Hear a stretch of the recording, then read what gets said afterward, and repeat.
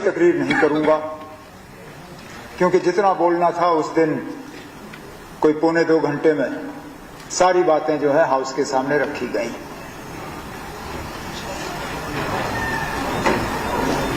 कई सारे honourable members ने डिस्कशन में हिस्सा लिया। काफी हमारे साथी ऐसे हैं हाउस के जो नहीं ले पाए।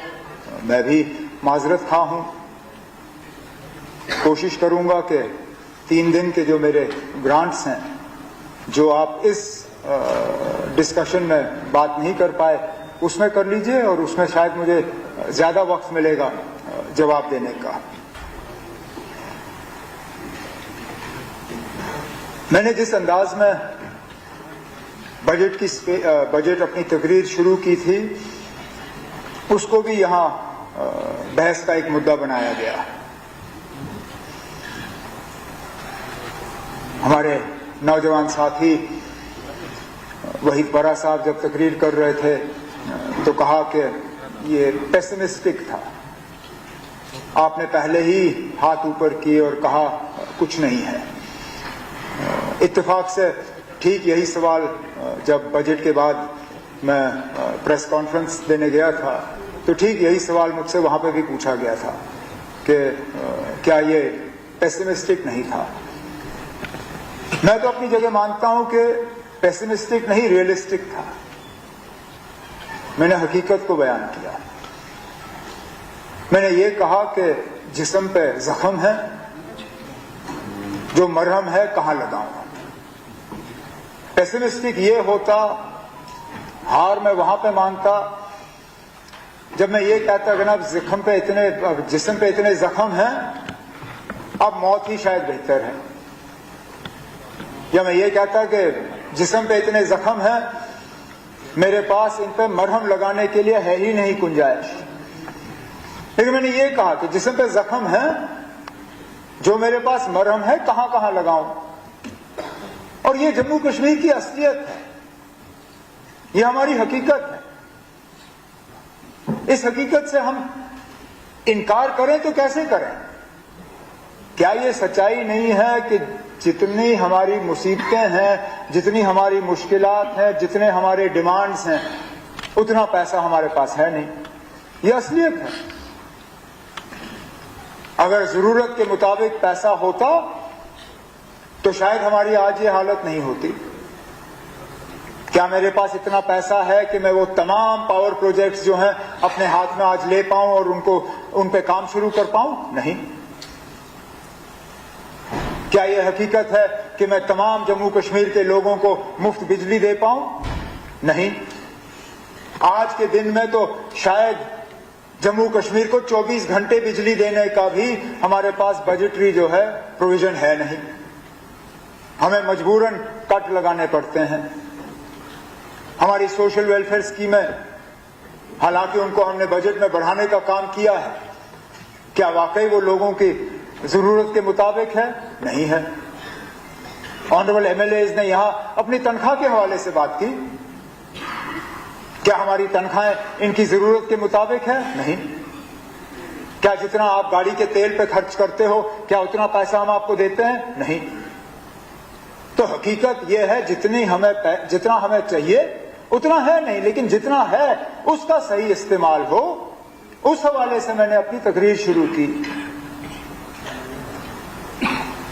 तो मैं फिर ये बात दोहराता हूं स्पीकर साहब, मेरी बात पेसिमिस्टिक नहीं थी, रियलिस्टिक थी।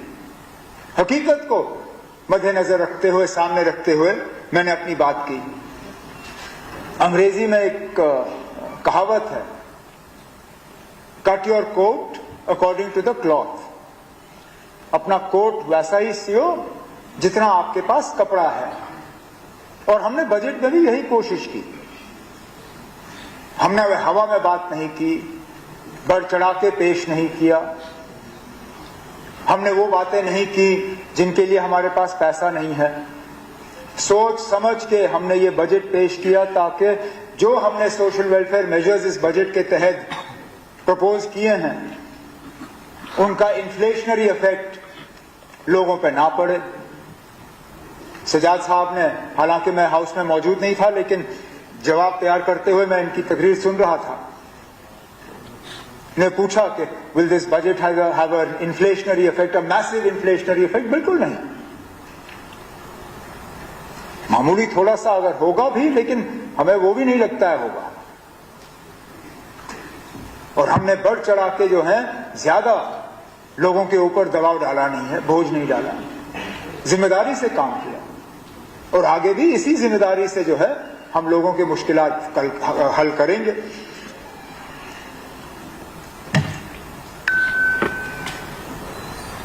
हमें बार बार याद दिलाया जाता है कि हमने क्या क्या वादे किए। अब हम जानते हैं हमने लोगों से क्या वादे किए। आपसे ज्यादा उन वादों को हमने दोहराया। इलेक्शन के दौरान अपने मैनिफेस्टो के हवाले से आप लोगों ने हमारे मैनिफेस्टो के हवाले से थोड़ी बात की, लेकिन उससे ज्यादा हमने की। हम जानते हैं ना अब हमने लोगों से क्या क्या वादे किए हैं। और मैं फिर इस बात को इस हाउस में दोहराता हूं ना, अब हम वादा बंद हैं। हम अपने वादे जो हैं लोगों के साथ किए हुए वो पूरा कर लेंगे। लेकिन हमने ये कभी नहीं कहा कि पहले बजट में सारा कुछ होगा, कि हम बस एक ही तकरीर में आके सारे मसले जो हैं हल करेंगे या सारे अपने वादे जो हैं पूरे करेंगे। हमने ये कहा कि हम शुरुआत करके एक बुनियाद डालेंगे, एक वो मजबूत बुनियाद जिस पे हम एक इदारा, एक ढांचा जो है कायम कर सकें। यही इस बजट का मकसद था। इस बजट के हवाले से हम लोगों को ये पैगाम, ये मैसेज पहुंचाना चाहते थे कि हम अपने वादे भूले नहीं, हम अपने वादों पर कायम हैं। और जैसे जैसे ये हुकूमत का जो है टर्म आगे बढ़ता जाएगा, हम अपने वादे जो हैं पूरे करेंगे। और इसके लिए हमने जो है एक शुरुआत की। अब क्या खता है अगर हमने सबसे गरीब लोगों को सबसे पहले मदद की? क्या ये गलत है? क्या मुझे सबसे ज्यादा अमीर लोगों को पहले मदद करनी चाहिए थी? हमने शुरुआत वहां की जहां इस शुरुआत की सबसे ज्यादा जरूरत थी। और इंशाल्लाह जिस तरह मकान बनता है, पहले आप बुनियाद डालते हो, फिर पहला मंजिल डालते हो, फिर स्लैब चढ़ाते हो, फिर दूसरा मंजिल चढ़ता है, फिर छत लगाते हो, इसी तरह इस बजट में हमने घर की बुनियाद डाली।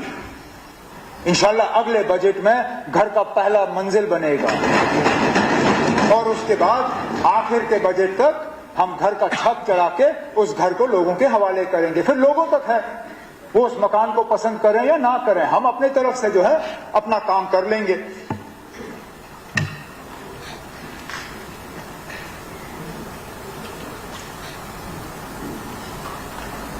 यहां बजट के डिस्कशन के दौरान शुरुआत में ही रिवायतन शुरुआत यहां से हुई।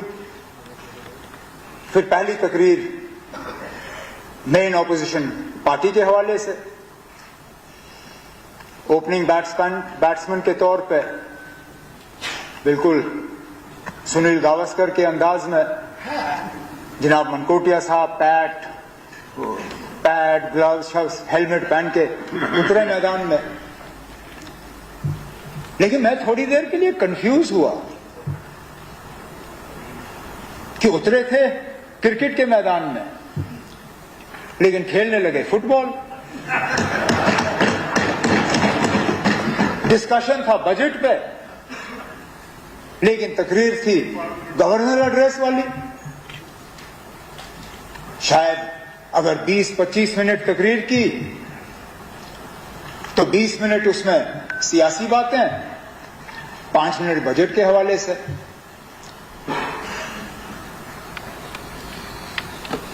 गवर्नर साहब के खुतबे के डिस्कशन के बाद जब यहां पे गवर्नमेंट के तरफ से मैंने जवाब दिया,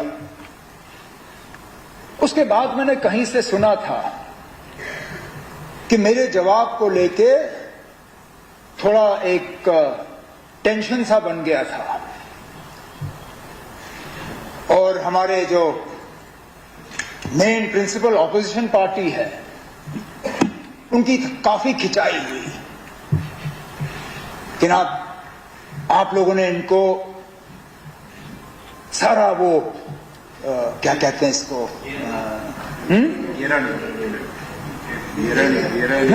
आपने घेरा नहीं इनको, सारा जो वो इश्यूज हैं वो सारा चेंज हो गया। नैरेटिव, हाँ सही, थैंक यू, मैं वो लफ्ज ढूंढ रहा था, कभी कभार मेरी अंग्रेजी खराब हो जाती है। वो नैरेटिव इनको आपने चेंज करने दिया। यहां से भी पढ़े, दिल्ली से भी पढ़े। मैंने इस बात को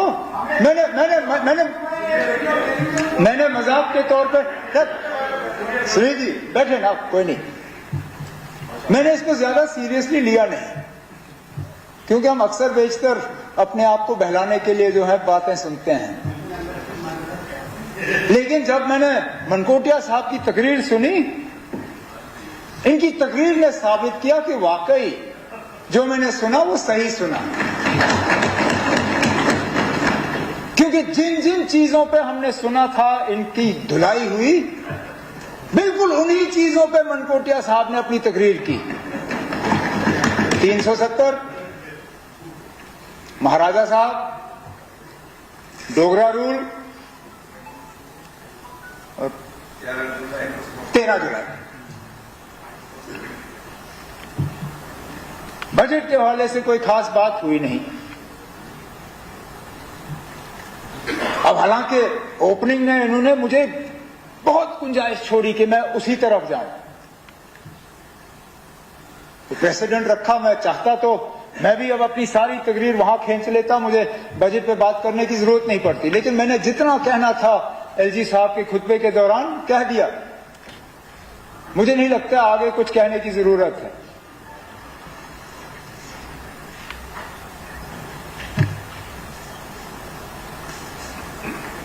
मैं शुरुआत अपनी बजट के रिप्लाई के हवाले से जिस इशू पे आज हाउस में थोड़ी देर के लिए बहस चली, मैंने बीच में इंटरवीन किया। हमारे जो एडहॉक डेली वेजर्स, जिनको मैंने इससे पहले जब थोड़ी देर के लिए खड़े होकर कहा, मैंने कहा ना इनका एक सोशल इशू है, ह्यूमैनिटेरियन इशू है। गवर्नमेंट के लिए तो ये पैसों का मामला है, लेकिन उनके लिए मामला अलग है। जो उनके साथ हुआ कल, मैं उस पर दोबारा नहीं जाऊंगा। लेकिन फिर मैं माफी चाहता हूं, मैं बार बार मनकोटिया साहब का ही जिक्र करता हूं, लेकिन उठे ही ये थे, नहीं तो किसी और का नाम लेता मैं। इन्होंने उठ के कहा कि ये नौबत आई क्यों। अच्छा किया आपने पूछा ना, ये नौबत आई क्यों। मैं भी जानना चाहता हूं ना नौबत क्यों आई। क्योंकि हमें आए हुए तो 4-4.5 महीने हो गए, और बाहर रहे भी 10 साल हो गए ना। मैं मानता हूं हमने कुछ नहीं किया, मैं उसी बात पे आ रहा हूं। मैं मानता हूं ना हमने कुछ नहीं किया, इसीलिए तो हम हारे 2014 में। अगर किया होता, बदकिस्मती से हमारी बदकिस्मती, हमने तैयार किया था सारा निजाम इनको रेगुलराइज करने का। उस सैलाब में हम बह गए, उनका वो रेगुलराइजेशन भी बह गया। लेकिन चलिए, हमसे नहीं हुआ, मैं मानता हूं नहीं हुआ हमसे। सलाखिया साहब, श्यामलाल शर्मा साहब गवाह हैं, जानते हैं हमने कितनी तैयारी की थी। नंबर भी हमने फाइनलाइज किया था, प्रोसेस भी फाइनलाइज किया था सारा। लेकिन चलिए, ऊपर वाले ने रखा नहीं था कि हमारे हाथों हो, नहीं हुआ, हम हार गए। आप लोग आए, फिर क्या किया। मैंने गहराई से इसमें जाने की कोशिश की कि आखिर किया क्या आप लोगों ने। फिर जब आपको मौका मिला, मैंने पुरानी बजट की स्पीचें निकलवाई, जिसमें आप सब हुकूमत में शामिल थे, लगभग सारे जो उस साइड बैठे हैं सारे। मतलब हर बजट स्पीच में आपने इन्हीं डेली वेजरों के साथ जो है वादे किए।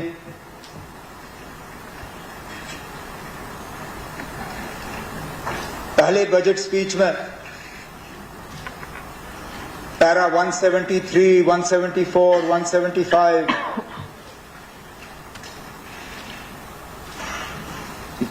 पहले तो आपने ये बताया कि आप कर क्यों नहीं सकते हो। If the entire lot of such workers is regularized, the financial implications shall work out to 1925 crores per annum approximately. तो पहले ही आपने कहा कि क्यों नहीं हो सकता है। फिर कमेटी बनी, ठीक ना, चले ना, फिर कमेटी बनी, ठीक है, अच्छा किया,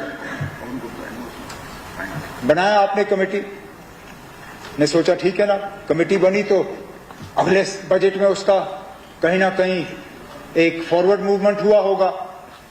तो मैंने उसके बाद ये 15-16 की बजट थी, 16-17 का मैंने निकाला। 16-17 के हवाले से आपने सिर्फ इतना ही कहा कि हाई लेवल पावर कमेटी जो है वो तश्कील की गई है और हम इनके लिए कुछ करना चाहते हैं, फिर कुछ नहीं। फिर 17-18 की तकरीर आई,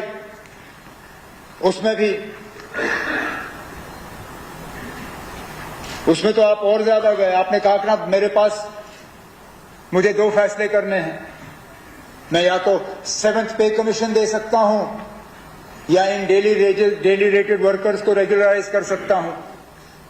अब क्योंकि मेरे ऊपर मुलाजमों का दबाव ज्यादा है, मैं रेगुलराइजेशन नहीं कर सकता हूं, मैं 7th पे कमीशन दे देता हूं।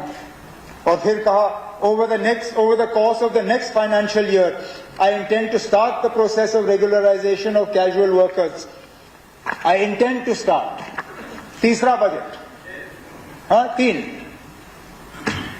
चौथे पे जब हम आते हैं तब जाके आपने थोड़ी पेशरफ्त की, क्योंकि आपको मालूम था कि अब चौथी बार आ रहे हो तो कुछ तो कहना पड़ेगा। चौथी बजट से 1 महीना पहले, क्योंकि ये सेशन अगर मुझे याद है हम जनवरी में यहां बैठे हैं ना, मैं उस टाइम वहां बैठा था, हमें जनवरी में यहां बिठाया गया। दिसंबर में एसआरओ निकलता है, एसआरओ 520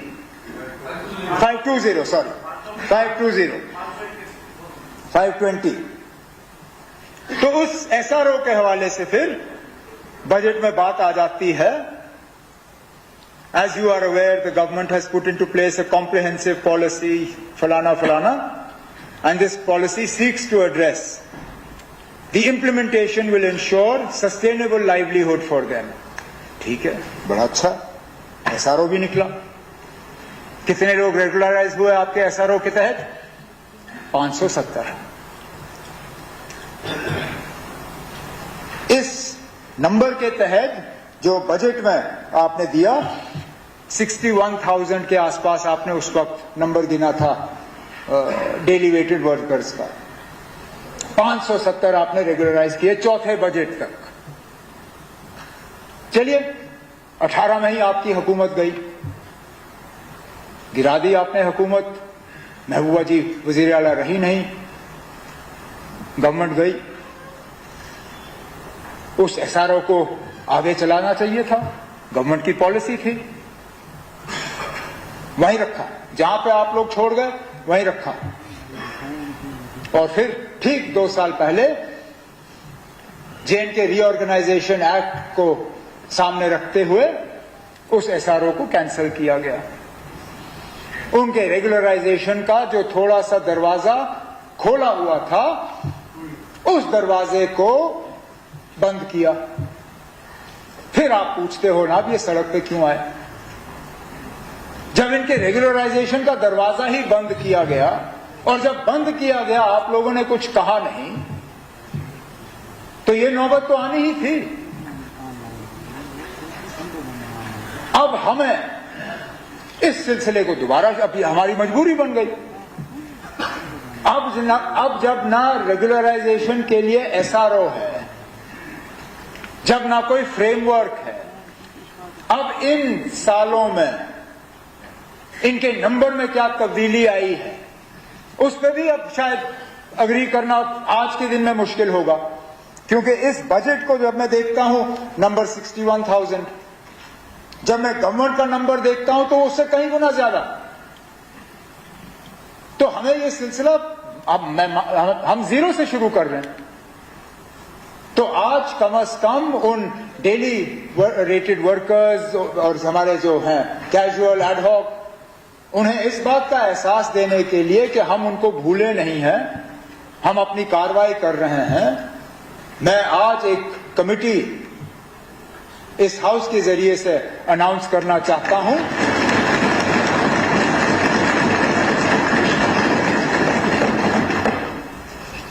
मैं इस बजट तकरीर के बाद उस पर बाज़ाब्ता ऑर्डर करके चीफ सेक्रेटरी साहब के जिम्मे रख के इस कमेटी में chief secretary, additional chief secretary in the chief minister's office, planning secretary, GAD secretary, law secretary, क्योंकि इसमें लॉ का भी एक बहुत बड़ा रोल बनता है सुप्रीम कोर्ट के जजमेंट के बाद। उन्हें 6 महीने का वक्त देके उनसे कहा जाएगा कि 6 महीने के अंदर अंदर बाज़ाब्ता महीने का वक्त देके उनसे कहा जाएगा तय करें जीएडी के थ्रू, तय करें जीएडी के थ्रू नंबर तय करें कि कितने हैं, फिर लीगली और इस हाउस के सामने मैं खड़े होकर आपसे जा रहा हूं।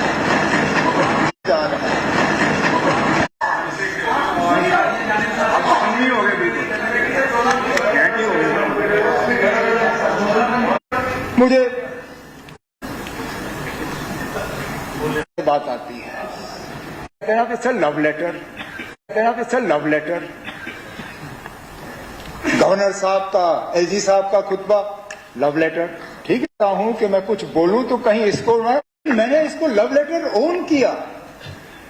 जब प्रेस ने मुझसे पूछा कि आप ऑपोजिशन क्या है, to PC, it's a love letter to PDP, it's a love letter to NC, it's a love letter to CPM, it's a love letter to Jeet Saab's party, it's a love letter to Jammu and Kashmir. प्रेम का इजहार कर, क्या मैं जम्मू कश्मीर के लोगों के साथ मोहब्बत करता हूं? बेशुमार लोग मोहब्बत करता हूं, बेइंतहा मोहब्बत के तहत मैं कुछ शर्मिंदा नहीं हूं कि हमने लव लेटर लिखा और इंशाल्लाह अल्लाह ने जिंदगी रखी तो अगले 5 साल तक हम लोगों को ये लव लेटर लिखते जाएंगे।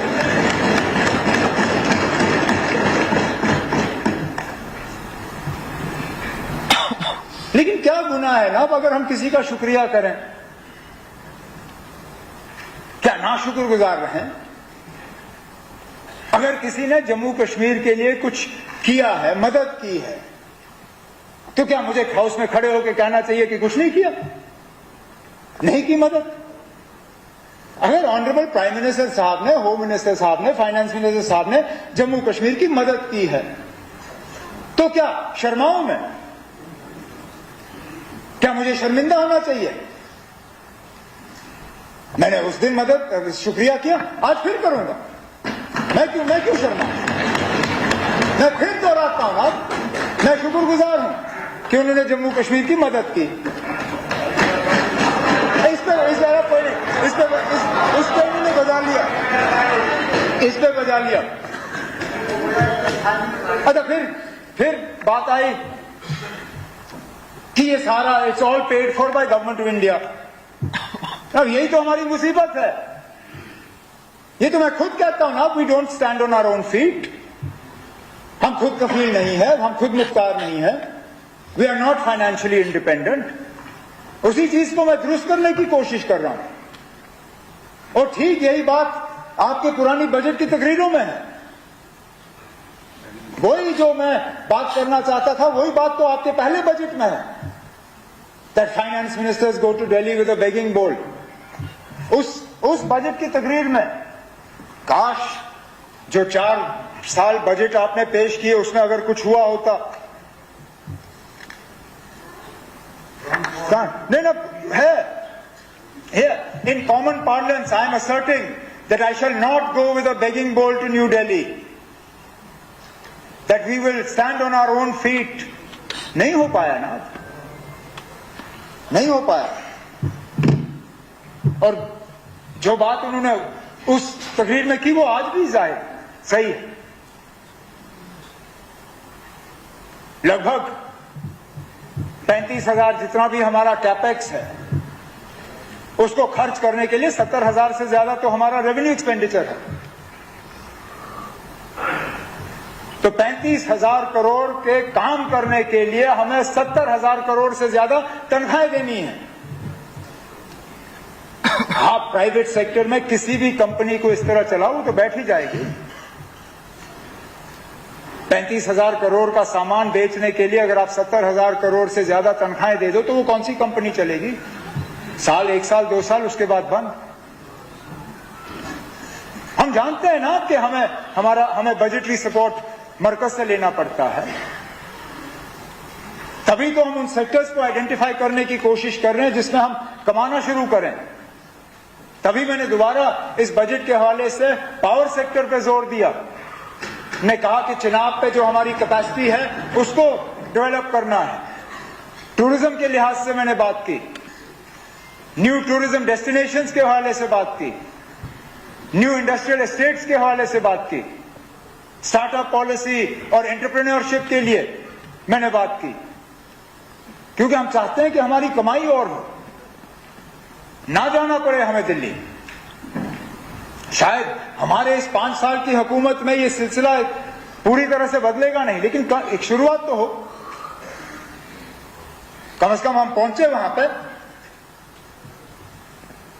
तो ये सही है कि जम्मू कश्मीर का बजट जो है उसका ज्यादातर बोझ मरकज की बजट पे पड़ता है। लेकिन ये आज की बात नहीं है, ये सिर्फ पिछले 4 महीने की बात नहीं है। मुझे नहीं पता प्री मिलिटेंसी क्या हालत थी, वो तो राठौर साहब बेहतर जानते होंगे, लेकिन कम से कम मिलिटेंसी के शुरू होने के बाद तो यही हालत रही। हमने इस बजट के जरिए लोगों को थोड़ी सी राहत देने की कोशिश की। मैं फिर ये बात अपने साथियों के लिए दोहराता हूं,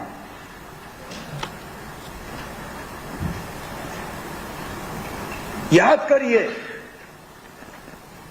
हमारा अक्सर बेशतर कंपैरिजन दिल्ली के साथ की जाती है कि आपकी भी हालत दिल्ली, मतलब स्टेट ऑफ दिल्ली, नॉट मरकजी हुकूमत, दिल्ली गवर्नमेंट की तरह है, आपके भी इख्तियारात वही हैं।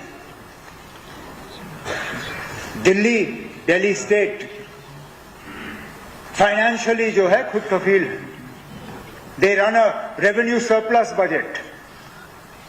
याद करिए ना, अब जब अरविंद केजरीवाल साहब ने साल 1 पहले बजट लाने की कोशिश की, उस बजट के खिलाफ उसी गवर्नमेंट के अफसरों ने अखबारों में इश्तिहार छापे, याद है आपको?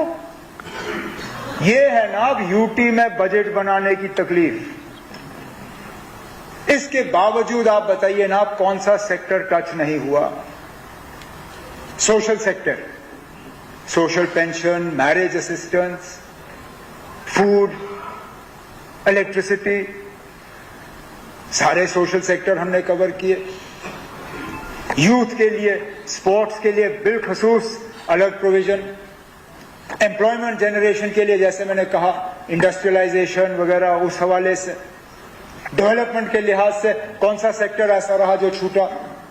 आरएनबी, पीडब्ल्यूडी, जल शक्ति, हेल्थ, एजुकेशन, पावर, सारे।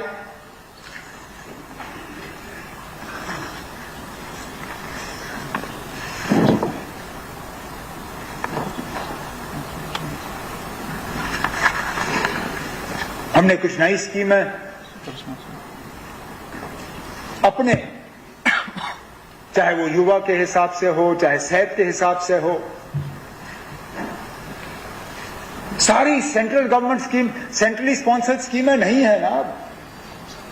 वो कौन सा सेंट्रली स्पॉन्सर्ड स्कीम है जिसके तहत हमने अपनी बहनों को, अपनी माओं को मुफ्त का बस का जो है ट्रांसपोर्ट का दिया? उस पे भी हमारी छोटी बहन जो है नाराज कि किश्तवाड़ को सिर्फ एक बस जाती है ना। वो हमारा कसूर है? क्यों नहीं है और बसें? हम तो अभी आए, कोई बात नहीं, हम इन बसों की तादाद बढ़ा देंगे और बढ़ा के रखेंगे।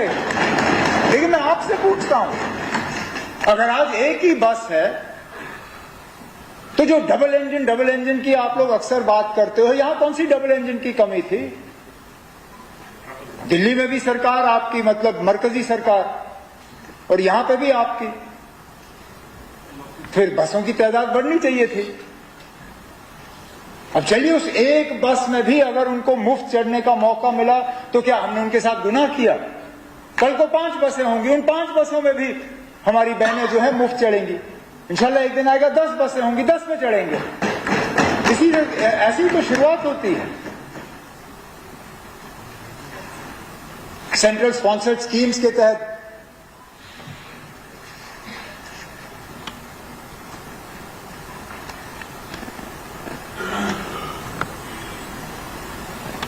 एक गलतफहमी बीच बीच में हो जाती है कि सेंट्रल स्पॉन्सर्ड स्कीम्स जो है वो सिर्फ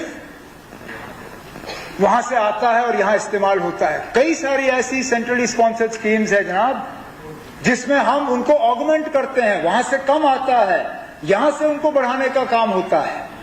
तो जब उनका यहां असेंबली में जिक्र होता है कोई गलत बात नहीं है। अब मिसाल के तौर पे पीएम जो गोल्ड कार्ड है, उस पीएम गोल्ड कार्ड के तहत सिर्फ बीपीएल तक कवरेज है। उसके जो बाकी 18 लाख फैमिलियां हैं उसका खर्चा हम उठाते हैं ना। तो ये जो आप बार बार अपनी तकरीरों में कहते हो कि पीएम गोल्ड कार्ड का पूरे जम्मू कश्मीर को वहां से कवरेज है, नहीं है। अगर सिर्फ उस सेंट्रली स्पॉन्सर्ड स्कीम को हम यहां इंप्लीमेंट करेंगे सिर्फ बीपीएल कवर होता है। पूरे जम्मू कश्मीर को कवरेज के दायरे में जम्मू कश्मीर के बजट का पैसा आता है।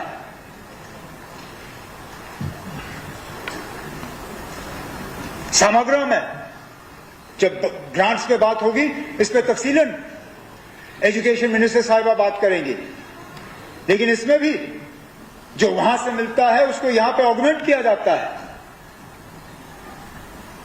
वहां पे सिर्फ contract wages, limited number of contract teachers. हमने 28,000 के लिए जो रेगुलर सैलरी वाले हैं उनको इसके दायरे में लाके उन्हें जो है इसके वेजेस ऑगमेंट किए हैं समग्रा के तहत। इसी तरह नेशनल सोशल असिस्टेंस प्रोग्राम जो सोशल वेलफेयर की स्कीमें हैं, 1.43 लाख बीपीएल फैमिलीज जो हैं वो कवर होती हैं गवर्नमेंट ऑफ इंडिया के फंडिंग से। जो बाकी 8 लाख पेंशनर हैं वो यूटी जेएनके की एक्सचेकर से कवर हो जाते हैं। तो जब हम यहां पे सेंट्रली स्पॉन्सर्ड स्कीम्स के हवाले से बात करते हैं वो सिर्फ ये नहीं है कि वहां से पैसा आता है और जहां हम सिर्फ बैंक टेलर की तरह हम पैसा बांटते हैं और हमारा और कोई काम नहीं है। वहां से जितना आता है उसको हम यहां बढ़ा के फिर लोगों को पेश करते हैं। तो जब आप ये तासुर देने की कोशिश करते हो कि हमारा कुछ है ही नहीं, इसमें सारा सेंट्रली स्पॉन्सर्ड है, गलत है। थोड़ा सा वहां से आता है लेकिन उसका अक्सर बेशतर हिस्सा जो है यहां हम बढ़ा के लोगों को पेश करते हैं।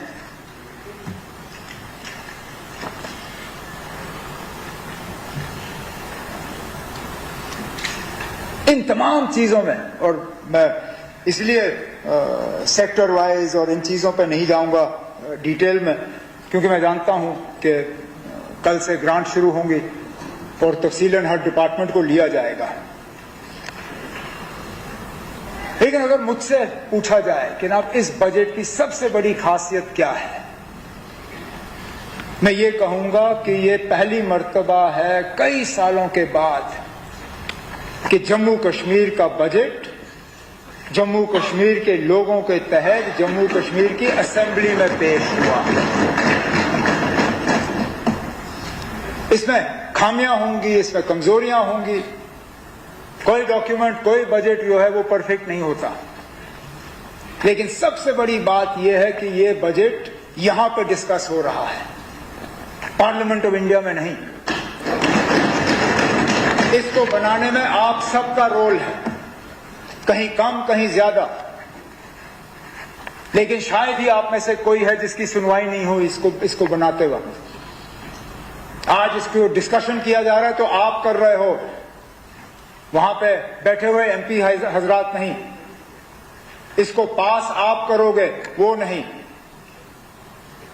बड़ी मुद्दत के बाद, बहुत इंतजार करवाने के बाद, बहुत पापड़ बेलने के बाद हम इस नौबत पे आए हैं कि जम्मू कश्मीर के बजट का फैसला जम्मू कश्मीर के चुने हुए नुमाइंदे कर रहे हैं। और ये इस बजट की सबसे बड़ी बात है। इस बजट के तहत हमने कोशिश की कि लोगों को अपनी आवाज वापस मिले। जो हमने कहा था, we want to restore the dignity, the empowerment of the people of Jammu and Kashmir, ये उस हिस्से में एक शुरुआत। सोशल इक्विटी, ये उस तरफ एक कदम है।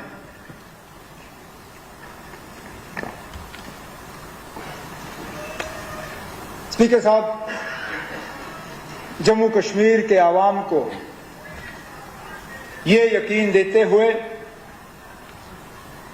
कि हमने चंद छोटे कदमों से अपना सफर शुरू किया है।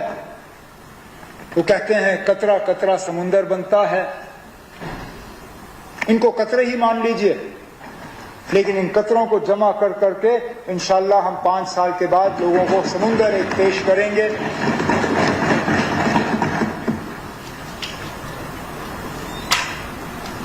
मैं तमाम ऑनरेबल मेंबर्स का इस डिस्कशन में हिस्सा लेने के लिए शुक्रिया करता हूं और उम्मीद करता हूं कि ये बजट जो है, जब मौका मिलेगा इसको पास करके हम लोगों के हवाले करेंगे। बहुत बहुत शुक्रिया। इसके साथ ही हमारी आज की कार्रवाई खत्म होती है। अब कल हम मुल्क के 12 मार्च बरोज बुधवार सुबह 10 बजे फिर इसी जगह मिलेंगे।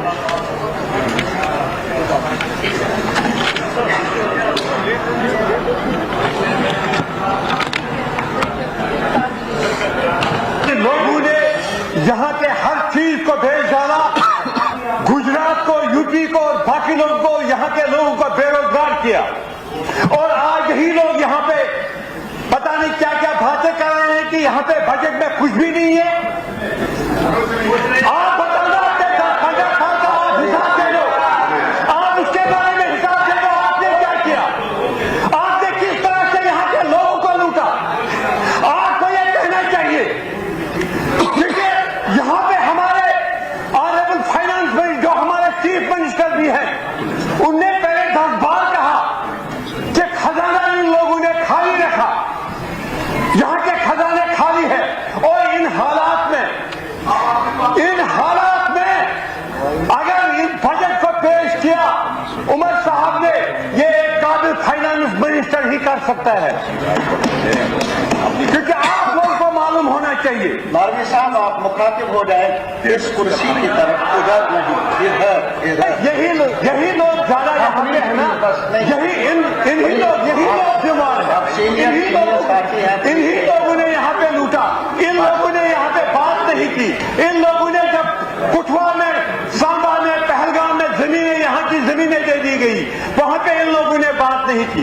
इन लोगों ने लूटा जम्मू कश्मीर को, और यही लोग आज बात कर रहे हैं। और इन लोगों का उन बेरोजगार जवानों का ख्याल नहीं आया जो बात के आज यहाँ पे मिजोरम से यहाँ पे नौकरी करने के लिए आते हैं, और हमको यहाँ के जवानों को नौकरी नहीं मिलती है।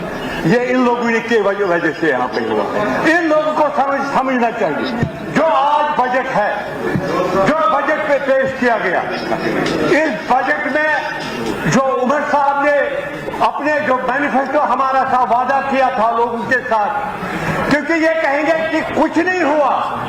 अरे जब मकान बनाते हैं उसको पहले प्रिंट की जरूरत होती है, उसके बाद ईंटों का काम शुरू होता है, उसके बाद बाकी काम होता है। ये तो एक शुरुआत है। आप लोगों को एक ध्यान में रखना चाहिए, ये एक शुरुआत है। अगर 10 किलो का हमने वादा किया, मिला। अगर हमने 200 यूनिट का वादा किया, मिला। अगर हमने फ्री जो ये बस सर्विस है वो किया। आपको ये मालूम होना चाहिए कि जो हमने वादे उमर साहब ने किए वो पूरे इंशाअल्लाह रहमान हो जाएंगे, क्योंकि 5 साल का मैंडेट हमको है इंशाअल्लाह। जो बाकी एग्रीकल्चर के बारे में यहाँ पे बात की, जो यहाँ पे यूनिवर्सिटी जो जम्मू में एक, श्रीनगर में एक, और ये लोग कहते हैं, अक्सर कहते हैं जम्मू में हुआ कुछ नहीं। इन 70 सालों में जम्मू को इग्नोर किया गया। आप जम्मू जम्मू को भी देखो और श्रीनगर को भी देखो, वहां के हालात भी देखो, यहाँ के हालात भी देखो, किस तरीके से ने डाइवर्शन किया, उन फंड्स को डाइवर्ट किया, कश्मीर के फंड्स को डाइवर्ट किया जम्मू की तरफ। और जम्मू भी हमारा है, हम चाहते हैं कि जम्मू अच्छा हो तो कश्मीर अच्छा है, हम ऐसी बात नहीं करेंगे, हम इनकी तरह वो तो है ही, कोई ये तो शेर कश्मीर ने वादा किया, उसमें कोई शक नहीं है, उसने वो शेर कश्मीर ने, ये शेर कश्मीर का कहना।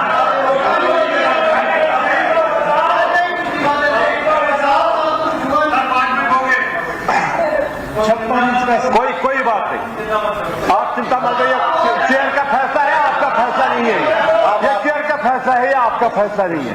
और इन हालात में हर एक सेक्टर को, खासकर मैं अनंतनाग की बात करूंगा, वहां पे जो 3 कैश लैब्स के बारे में यहाँ पे हमारे finance minister, chief minister Omar साहब ने कहा, ऑलरेडी यहाँ पे हेल्थ मिनिस्टर जो मैडम सकीना जी है, ऑलरेडी 1 महीना 15 दिन पहले वहां पे इसका इनॉग्रेशन हो गया और वहां पे ऑलरेडी है। और जो 250 वहां पे बेडेड हॉस्पिटल के बारे में कंजेक्टेड एरिया था, वो एरिया जो शेरबाग एरिया था, अब उसको बनाने जा रहे हैं 86 करोड़ पर। तो ये एक काबिल फाइनेंस मिनिस्टर ही कर सकते हैं, मगर कुछ है, मैं मानता हूं कि ये हमारी सबके दिलों की धड़कन है। डेलीवेजर्स के बारे में मैं गुजारिश करूंगा अपने फाइनेंस मिनिस्टर, चीफ मिनिस्टर साहब से, उमर साहब से, कि वो उनके बारे में सोचे, क्योंकि उनमें से कई लोग ऐसे हैं जिनको 15, 20, 30 साल हो गए बेचारों को, और कुछ लोग ऐसे हैं जिनकी डेथ भी हो गई, और कुछ लोग ऐसे हैं जो अभी भी बीमार है, उनके बारे में ये सोचना जरूरी है। ये चीजें हैं। और एक मेरे यहाँ पे साथी ने मीडिया के बारे में बोला, हम देख रहे हैं कि ये किस हालात में मीडिया वाले कवर करते हैं एक सियासतदान को, एक जितने भी लोग होते हैं वहां पे जो स्टेक होल्डर्स होते हैं उनको कवर करते हैं। उनके बहुत बहुत शुक्रिया, थैंक यू। रफीक अहमद नायक साहब। स्पीकर साहब, मैं एक आयत पढ़ता हूँ, महफूम साहब जानते हैं, बिस्मिल्लाहिर्रहमानिर्रहीम, वल काज़िमीनल गैज़ वल आफ़ीना अन्नास वल्लाहु युहिब्बुल मुहसिनीन। जो अपने गुस्से पे काबू करता है और लोगों के साथ एहसान करता है, अल्लाह उन्हीं लोगों को महबूब रखता है। मैं चाहता हूँ, पवित्र मंथ है, हमें चिल्लाना शोर, इस पवित्र मंथ में हमें अपने रोजों का भी ख्याल रखना चाहिए। बुजुर्ग फरमाते हैं ज्यादा चिल्लाने से रोजे मकरूह हो जाते हैं। जहां तक बजट का सवाल, इससे पहले मैं भारतीय क्रिकेट टीम जिन्होंने हाल ही में विश्व कप जीता है, चैंपियंस ट्रॉफी जीता है, यह हाउस सारा उनको मुबारकबाद देता है। मुझे यकीन है कि सब लोग इस मुबारक घड़ी में शामिल हो जाएंगे। जहां तक बजट का सवाल है, सजाद साहब ने कहा है प्रेम पत्र है, लगता है प्रेम पत्र कभी कभी असर भी दिखा देता है, कभी कभी ये मीठे भी हो जाते हैं। बजट के बारे में यहाँ अच्छे वक्ताओं ने अपना नुक्ता नजर पेश किया। रूलिंग पार्टी इसको डिफेंड करेगी, अपोजिशन इसकी मुखालफत करेगी, यही परंपरा है। बजट अगर एक तरह समझा जाएगा, इनकी एक बात सही है, इसमें मरकजी पॉलिसी का ज्यादा लगता है, इसका अक्स ज्यादा है, लोकल इश्यूज इसमें कम ही है। मैं चीफ मिनिस्टर साहब को एक ब्रीदर दे दूंगा, मैं मुखालफत नहीं करूंगा, मैं सिर्फ एक बात कहूंगा कि सोचने की जरूरत है। देखिए, जवान इस वक्त बेरोजगार हो रहे हैं, इसके कारण तक जाना चाहिए। सियासी नजरिया से ऊपर उठ के, जम्मू कश्मीर को लड़ाने से ऊपर उठ के हमें देखना चाहिए इसका हल क्या है। एक ये, दूसरा डेलीवेजर का मामला है। अब किसने किस वक्त कौन सा ऑर्डर निकाला, क्यों निकाला, लेकिन ये हाल का मोड़। ये कहते हैं अच्छे लोग वो होते हैं जो हाल और मुस्तकबिल की तरफ जाते हैं। माजी को भूलना, उसको हम कहते हैं, हम अरबी में उसको भूलना चाहिए। अब नया सिस्टम निकालना चाहिए। जवान चीफ मिनिस्टर, हालांकि इसके काले बाल थे, अब सफेद होने लगे हैं, अब लगता है गांव से ज्यादा बुरे हो जाएंगे। कोई मिनिस्ट्री का बोझ भी इनको हल्का करना चाहिए। 4 मिनिस्टर और बनाने हैं, चार मिनिस्टर को बनाना चाहिए। दूसरा मेरा नुक्ता यह है कि डिप्टी स्पीकर क्या यूटी में नहीं होता है? कम से कम इनको एक डिप्टी स्पीकर से आधा पौन घंटा ये भी चुप करके बैठे। तो यहाँ भी मिनिस्टर 2-4 जवान हैं, इनको भी अगर मिनिस्ट्री मिल जाएगी तो ये उठना बैठना काम ही करेंगे, तो आगे बैठेंगे। तो मुझे लगता है देना चाहिए। मैं सीएम साहब से सिफारिश करता हूँ, हालांकि मैं पीडीपी का एमएलए हूँ, मैं ऑनर चीफ मिनिस्टर साहब से मैं बताऊंगा किस किस को बनाना है, क्योंकि पार्टियां तभी हो जाएगी जब मैं इसको गुप्त ही रखूंगा।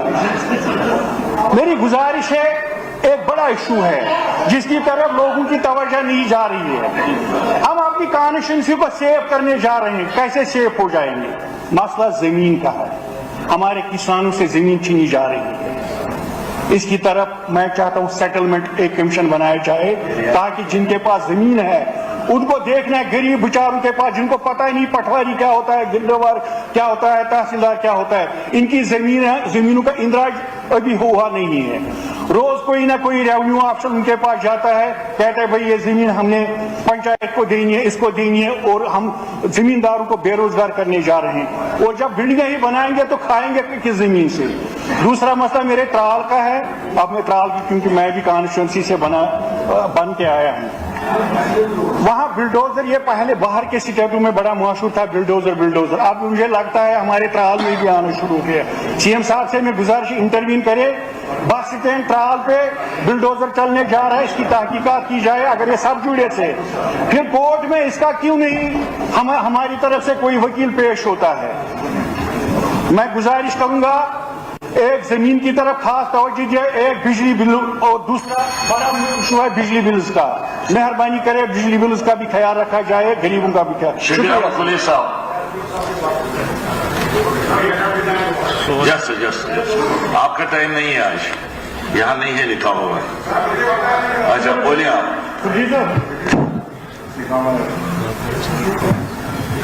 मोहतरम स्पीकर साहब,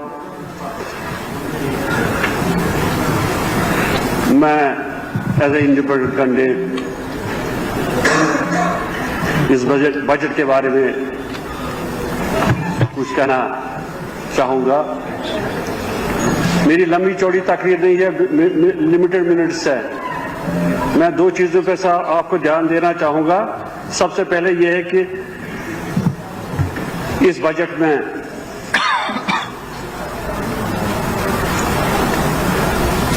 मैं 2 मिनट लेना चाहता हूं, एक बात करना चाहता हूं। बस 2 मिनट इस हटके कि मैं थोड़ी सी दो बात कहना चाहूंगा कि एक नानवाई था, उसको रोटी बेच रहा था वो 5 रुपए में।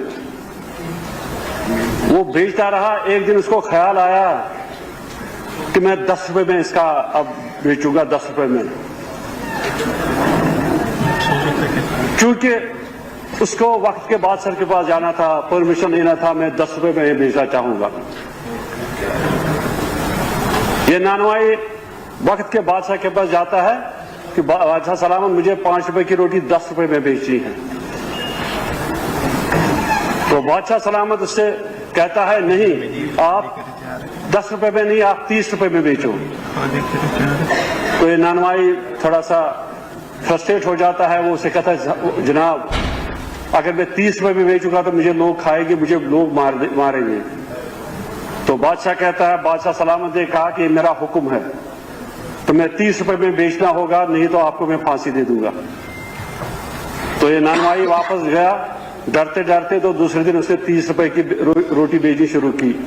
जब उसे 30 रुपए की रोटी शुरू बेचनी की तो लोगों ने शोर उठाया, लोग सब बाहर निकले, सड़क पर निकल गए और बादशाह सलामत के पास फरियाद करने गए कि ये 5 रुपए की रोटी थी, ये 30 रुपए बेच रहा है, इसके खिलाफ कोई कार्रवाई की जाए। तो बादशाह आलम ने हुक्म किया कि इस नानवाई को पकड़ के ले आए हमारे पास। तो पकड़ के ले गया इस नानवाई को। तो बादशाह सलामत ने कहा, आपने 30 रुपए कैसे रोटी बेची? अब चूंकि उसको ऑर्डर था पहले ही, बादशाह सलामत ने कहा अगर बेचनी है तो नहीं तो मैं फांसी पे चढ़ाऊंगा। उसने कहा जनाब मैंने 30 रुपए बेची है। तो बादशाह सलामत उसको कहता नहीं, आपको 15 रुपए में रोटी बेचनी होगी। तो नानवाई का जनाब ठीक है, तो दूसरे दिन ऑर्डर होता है कि इसको 30 रुपए के बदले 15 रुपए में ही बेचनी पड़ेगी, तो दूसरे दिन उसे 15 रुपए में बेची और लोग भी खुश हो गए और लोग सड़क पर